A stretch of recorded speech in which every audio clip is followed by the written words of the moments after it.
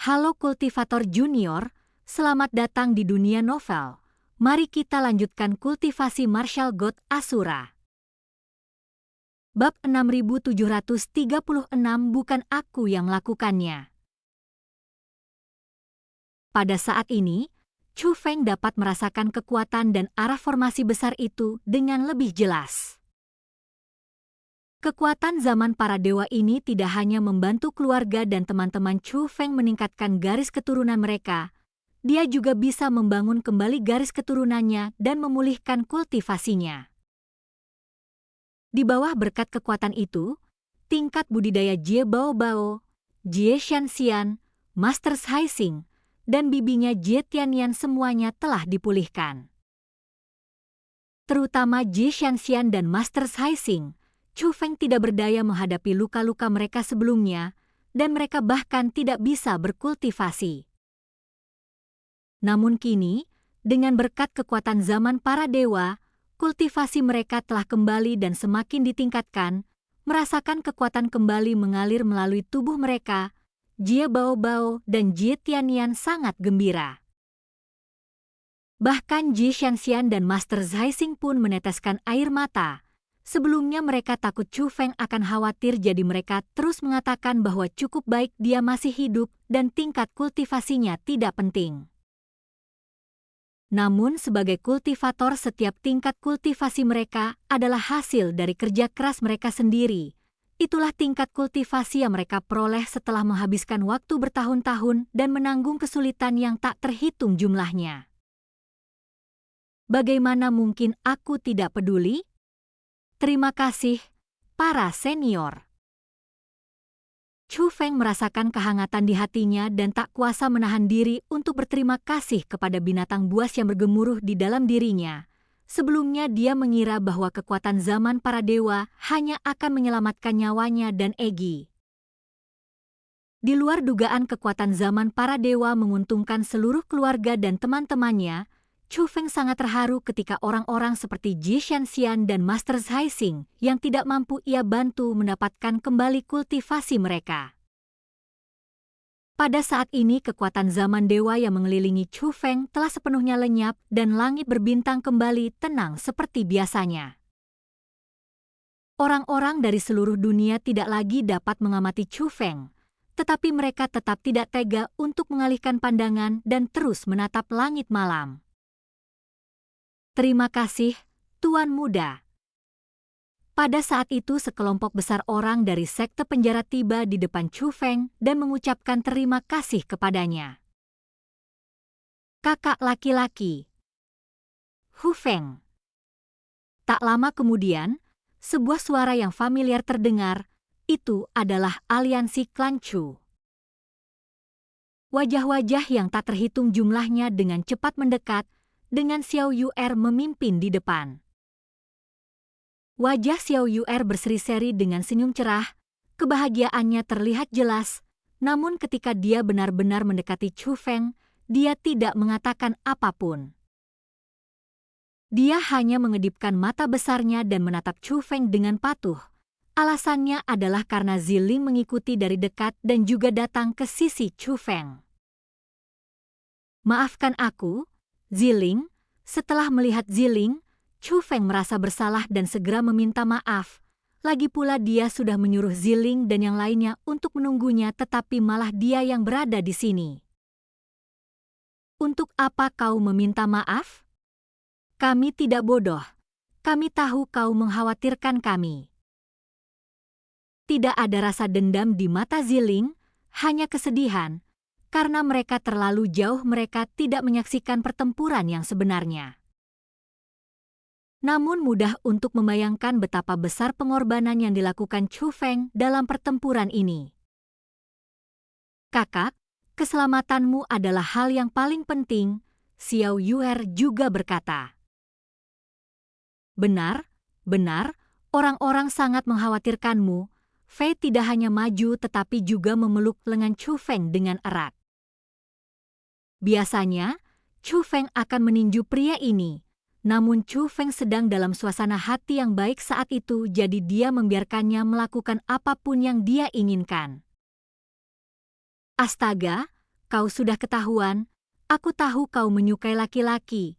Namun Feng Ling berlari mendekat dan menunjuk ke arah Fei dengan jijik. Nona Feng Ling, kau salah paham.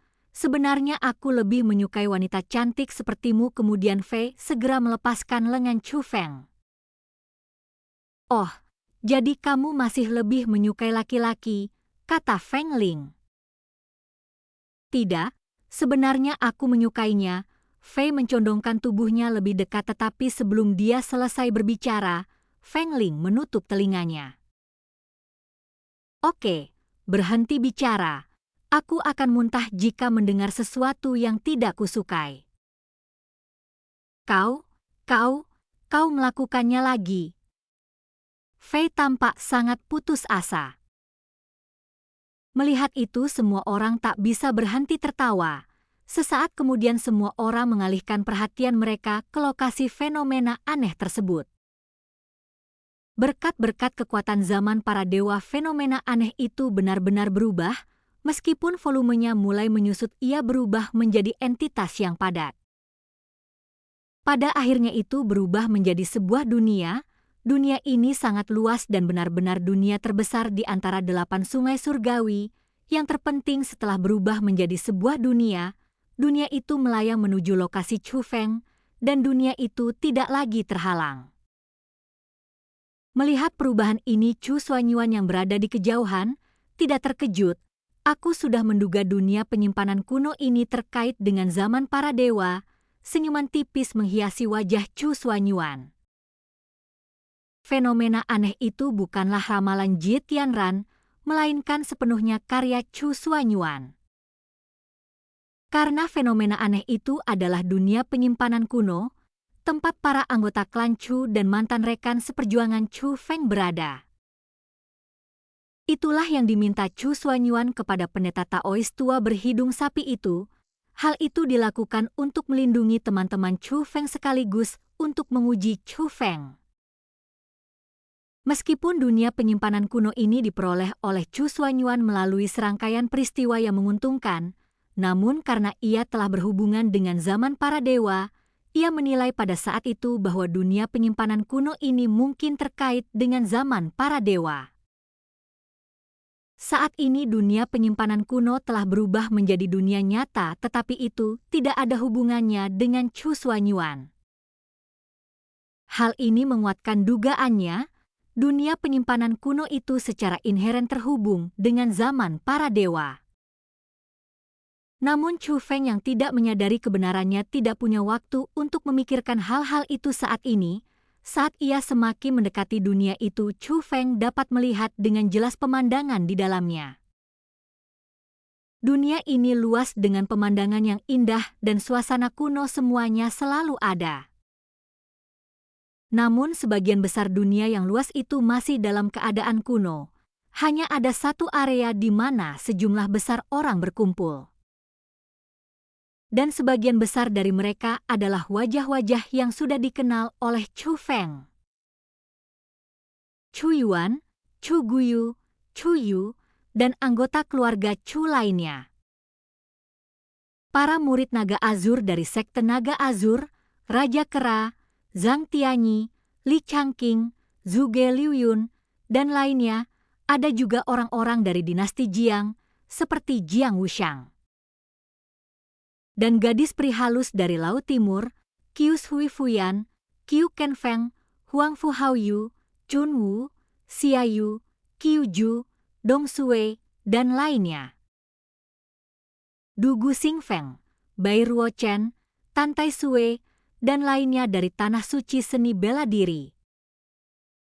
Tentu saja, ada juga ketua klan Chu, serta Chu Hanpeng, Chu Xuanzengfa, Chu Xingtian, Chu Xingdi, Chu Xingren, Chu Huanyu, Chu Haoyan, dan lainnya. Ada juga Bai Liluo, Zhao Hong, dan lainnya. Melihat wajah-wajah yang familiar ini, Chu Feng merasa seolah-olah ia telah dipindahkan ke dunia lain, karena hal itu terasa familiar sekaligus asing. Dia mengenal wajah-wajah itu dan dia tidak akan pernah melupakan mereka. Yang tidak terduga adalah tingkat kultivasi mereka. Tingkat kultivasi mereka justru meningkat pesat sejak pertemuan terakhir mereka. Namun Chu Feng tentu saja bisa menebak mengapa hal ini terjadi. Pasti ada hubungannya dengan zaman para dewa. Senior, ternyata orang misterius yang menculik teman dan anggota klan saya adalah Anda. Chu Feng berbicara kepada binatang buas yang menggelegar di dalam tubuhnya. Chu Feng sebenarnya merasa bersyukur dan tidak berniat menyalahkan siapapun. Lagi pula dia sudah lama menduga bahwa orang misterius itu bukanlah orang jahat melainkan lebih seperti teman atau anggota klan yang melindunginya. Namun siapa sangka raksasa merah yang menggelegar itu, yang telah kembali ke sikap acuh tak acuhnya, akan menanggapi Chu Feng pada saat ini. Aku tidak akan pernah melakukan sesuatu yang begitu tercela. Kultivator Junior, sampai jumpa di kultivasi berikutnya di dunia novel.